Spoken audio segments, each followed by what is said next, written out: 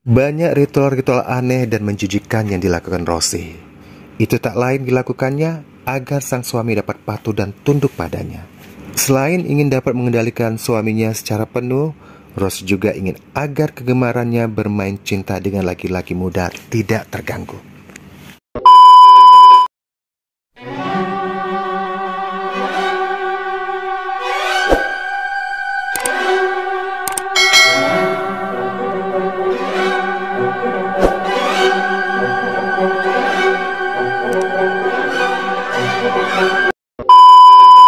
Oke guys, jumpa lagi bersama Rio tentunya di Rio Ivan The Channel. Untuk hari ini akan menghadirkan satu cerita yang sangat menarik. Oke, jangan kemana-mana ya, tetaplah terus di sini, pantengin terus di Rio Ivan The Channel. Dan jangan lupa untuk subscribe, like, comment, and share. Jom. Kisah nyata ini terjadi 10 tahun lalu di sebuah kampung agak terpencil di daerah pinggiran kota Bogor. Seorang istri kampung itu telah menerima ganjaran atas perbuatannya mendurhakai suaminya. Kita sebut saja kampung itu Kampung Bunga.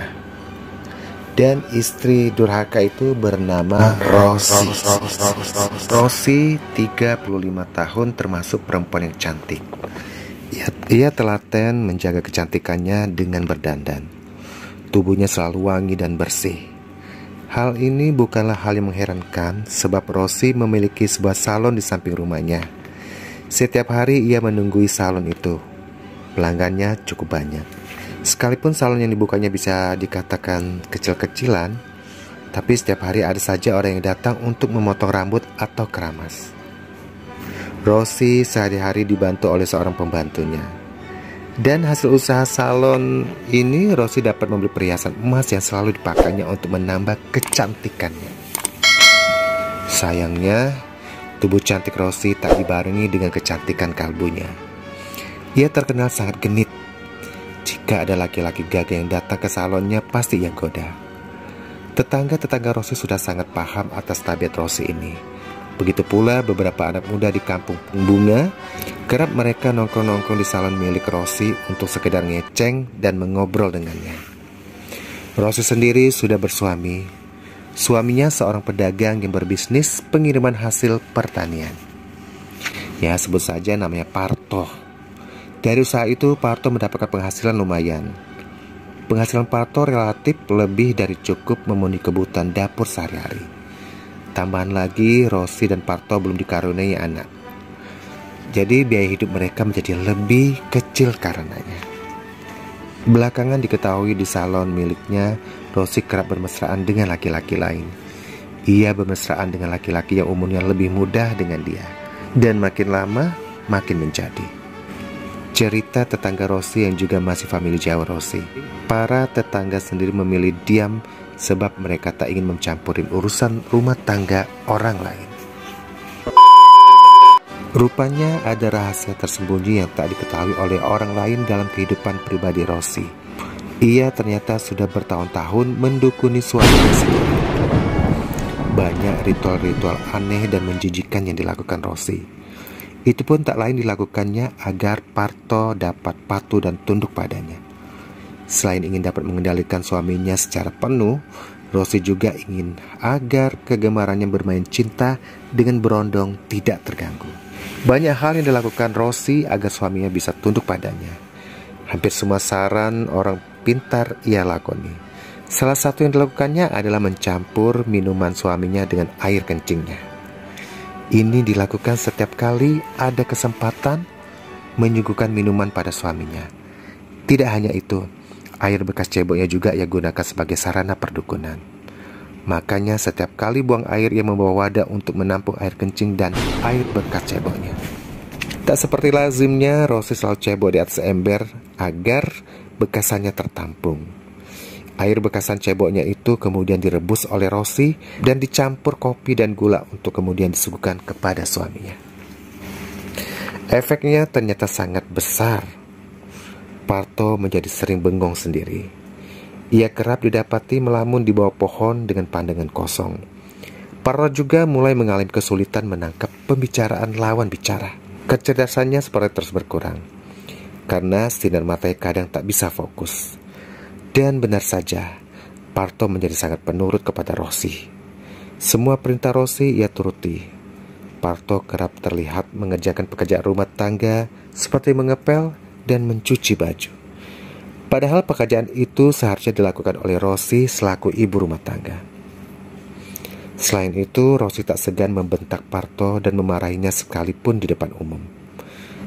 Tapi karena otak Parto seperti sudah tercuci, ia sekalipun tak marah diperlakukan seperti itu.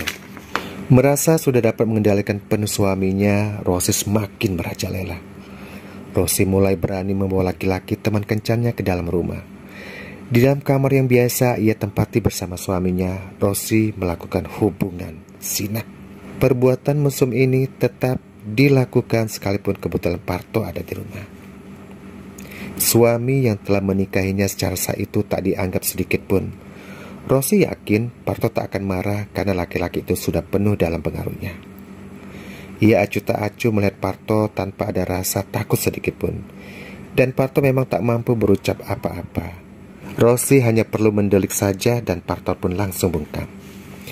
Kejadian memilukan ini terus-menerus terjadi. Kadang tak hanya di waktu malam Rosi membawa laki-laki muda ke rumahnya. Ia juga mengajak laki-laki ke peraduannya di waktu siang. Rosi juga tidak peduli dengan tetangga yang terus mengunjing dirinya.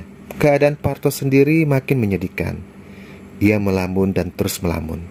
Keadaannya lebih mirip orang idiot dibanding berakal. Sementara itu, praktik perdukunan yang dilakukan Rosi terus berjalan. Agar pengaruhnya terus kuat, Rosi tetap mencekoki Parto dengan air kencing. Parto sendiri tetap tak menyadari. Ia menurut saja jika disuruh minum kopi yang ternyata membuatnya semakin linglung. Demikianlah kisah kedurhakaan Rosi berjalan dengan damai. Ia telah menjelma menjadi penguasa bagi keluarga sekaligus suaminya. Ia ibarat petani yang dapat menuntun kemanapun kerbau yang telah ia cucuk hidungnya. Tapi tidak pernah ada kezaliman yang abadi. Hukum Allah berlaku pada hambanya yang ingkar, begitu pula pada Rosi. Pada suatu ketika muncul benjolan aneh di dada Rosi. Awalnya Rosi tak terlalu mengindahkannya. Paling hanya bengkak biasa, begitu katanya. Tapi lama-kelamaan benjolan itu membesar dan mulai menimbulkan rasa sakit. Setelah itu mulailah Rosi memperhatikan sakitnya. Rosi mencoba mengobati dengan jalan pengobatan alternatif. Ia mendatangi puluhan tabib yang menyuruhnya meminum obat bermacam-macam. Tapi satu persatu obat yang ia makan tak mampu melawan penyakitnya. Benjolan di dadanya terus membesar dan melebar. Hingga puncaknya benjolan itu pecah dan mengeluarkan cairan darah bercampur nanah yang bau. Rupanya Rosi telah mengidap kanker payudara yang ganas. Ketika disadari, kanker itu sudah memasuki stadium akut. Sekalipun Rosi berkeras mengoperasi kanker itu, kemungkinan kesuksesannya sudah sangat kecil. Apalagi ia tak cukup mampu untuk membayar biaya pengobatan yang tentulah sangat mahal harganya. Ia juga tak ingin penyakitnya itu diketahui orang lain. Ia berusaha menyembunyikan karena takut menanggung malu. Kanker itu terus menjalar, menggerogoti payudaranya yang dulu ia bangga-banggakan. Pemuda-pemuda yang dulu ganti bergantian mengencaninya, tak satu pun yang mau lagi menjamahnya. Kanker itu semakin liar, hingga payudaranya tak tersisa lagi. Penyakit di dada Rosi ini membuat lubang cekung yang sangat mengerikan. Saat luka itu masih berbentuk borok, cairan bau yang keluar dari payudaranya merembes ke pakaiannya hingga sering membuat jijik orang yang melihatnya. Setiap kali berjalan, Rosi berusaha menutupi dadanya dengan tangan. Rosi sering didapati menjerit-jerit kesakitan setiap kali sakitnya memuncak. Tapi segala upaya yang dilakukan yang juga dibantu oleh keluarganya tak membuahkan hasil. Mereka pun kemudian menyerah, mendapati tak satu pun usaha mereka memberi perubahan berarti pada penyakit Rosi. Organ-organ vital di dalam tubuhnya juga mulai digerogoti, hingga kondisi Rosi semakin menyedihkan. Akhirnya setelah melewati bulan-bulan yang menyakitkan, Rosi menghembuskan nafas yang terakhir. Ketika jenazahnya diurus, dada Rosi sudah membusuk. Orang-orang yang mengurus jenazahnya sambil bergidik ngeri. Apalagi dari dada itu terus keluar cairan busuk yang sangat menyengat. Hingga di kamarnya berterbangan puluhan lalat hijau. Begitulah Rosie menghembuskan nafas yang terakhir. Segala perbuatannya mesti ia tanggung akibatnya. Dirinya menjadi salah satu potret tragis seorang istri yang telah tega menzalimi dan mendurhakai suaminya sendiri. Azab mesti diterimanya. Itulah tadi cerita dari Rosie. Sebut saja Rosie ya. Dengan kecantikannya ia bisa membuat semua orang menjadi terpikat. Tetapi di balik semua itu ada sesuatu yang harus ia tebus. Oke guys, mudah-mudahan saja kita bisa mengambil hikmahnya dari cerita tersebut ya. Oke guys, jangan lupa untuk subscribe, like, comment, and share. Segini dulu cerita hari ini. Saya Rio mohon diri.